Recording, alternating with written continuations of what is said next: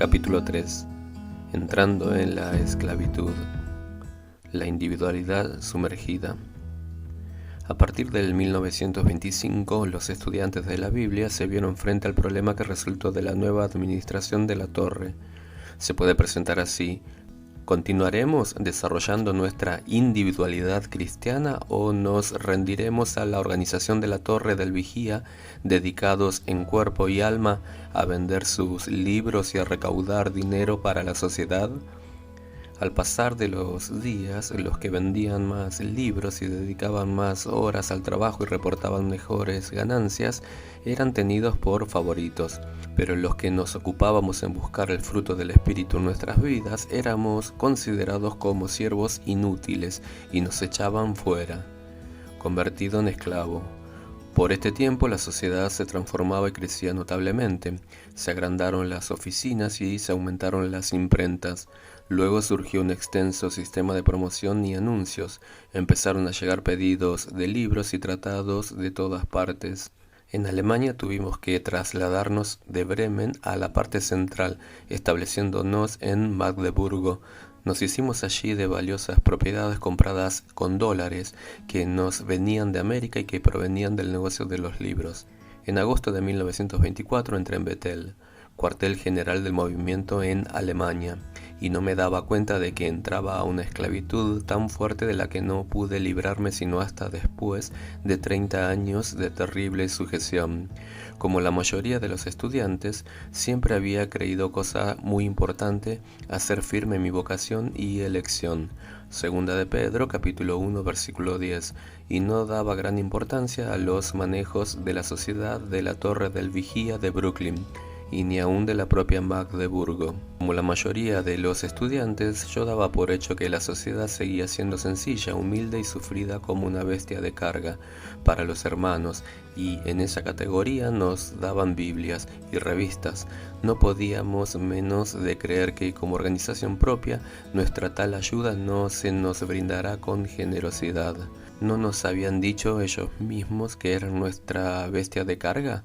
Por tanto, nadie sospechaba que se olvidarían de su papel para convertirse de repente en una bestia que nos dominaría a todos los que éramos cristianos individualistas y que nos dirían lo que teníamos que hacer y lo que no. Nos dejamos manejar así y ya tarde nos dimos cuenta de que en vez de seres libres nos redujeron a la posición de esclavos. El contraste. Tan pronto como ingresé a la sociedad de Magdeburgo sentí el cambio y me produjo una sensación de escalofrío. En Berlín gocé de libertad en una de las iglesias más grandes del mundo. Tuvimos entre los miembros gozo, paz y amor. Éramos cristianos sinceros, renacidos por el Espíritu Santo, y por medio de Cristo teníamos una segura representación en el cielo. De pronto se borró esta experiencia cuando me vine a ver yo mismo en el seno de la sociedad de la Torre del Vigía o ruselistas.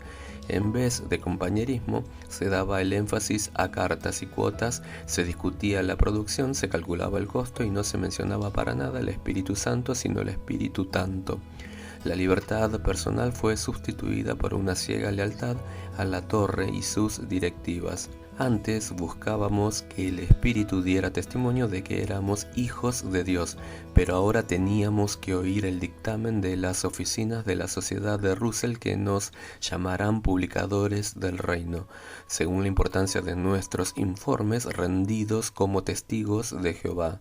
Se dio de mano a lo que entendemos por el nuevo nacimiento y nos sujetaron a la nomenclatura que persiste hasta hoy en las salas del reino, a saber, la clase Mardoqueo Noemí, la clase Ruth Esther, los Jonadabs y la gente de buena voluntad.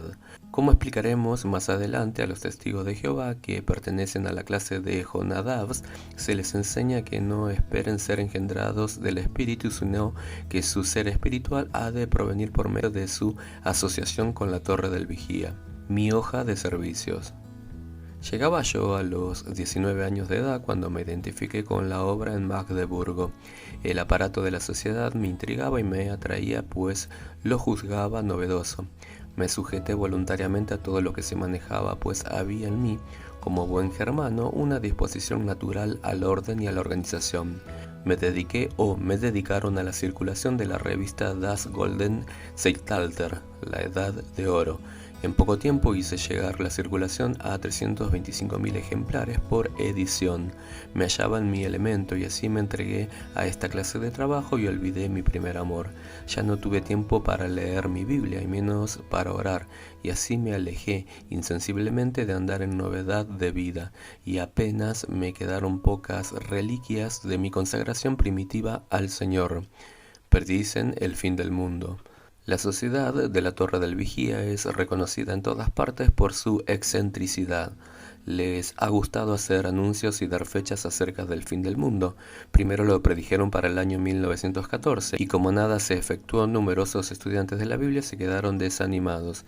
Después, en sus panfletos, la caída de Babilonia la Grande y millones que ahora viven no morirán jamás. Fijaron la fecha de la destrucción del mundo para el año de 1925. Mantuvieron ante nuestra vista esa fecha de un modo vívido, asegurándonos que en ese año veríamos reaparecer sobre la tierra a los héroes del Antiguo Testamento. En el otoño de 1924 mi padre trató de comprarme un traje nuevo, pero yo me opuse diciéndole que ya faltaba unos pocos meses para 1925 y que me podía aguantar bien con la ropa que tenía. A ese grado llegaba mi credulidad. Con mucho fervor grababan más y más en nuestras mentes la idea de que ya se acercaba el triunfo del reino y la destrucción del mundo impío, pero no lo creían ellos, aunque nos seducían así con el engaño. Algunos estudiantes se fijaron en que la sociedad extendía sus propiedades, levantaban más edificios y concentraba sus esfuerzos en dar más expansión a sus empresas. Se juzgaba, pues, que el aviso del fin y los planes de desarrollo no iban de acuerdo. La nueva nación ideada por la Torre. La llegada del 1925 sirvió para descubrir que el plan de ellos era hacer más intensa la labor de la organización. En su periódico oficial La Torre del Vigía se publicó un artículo titulado Nacimiento de una Nación. Se propuso en ese escrito subvertir el concepto bíblico de que los creyentes en Cristo Jesús formamos una nación de reyes y sacerdotes para Dios. Primera de Pedro, capítulo 2, versículo 9, y acomodarlo a la nueva nación en masa. El grupo que llamaban sabios y fieles siervos en contraste con los meros Jonadabs. Eran así dos grupos, uno dominante y el otro dominado, uno de personas superiores en el reino y el otro de los esclavos. Son esclavos de la teocracia y así se enseña y se practica en las salas del reino. Esta nueva nación fue concebida a mansalva. Finalmente todos son reducidos a la esclavitud de este reino que ha de durar 1000 años. Todo el plan maduró y quedó en su fuerza a partir de 1925, y en 1938 estaba reconocido y adaptado como lo figuraron los líderes del ruselismo, y la teocracia puso a todos al nivel de esclavos del reino de la Torre del Vigía, y yo era uno de esos esclavos, rendido como los otros en cuerpo y alma a los testigos de Jehová, para servirles en la más completa abyección.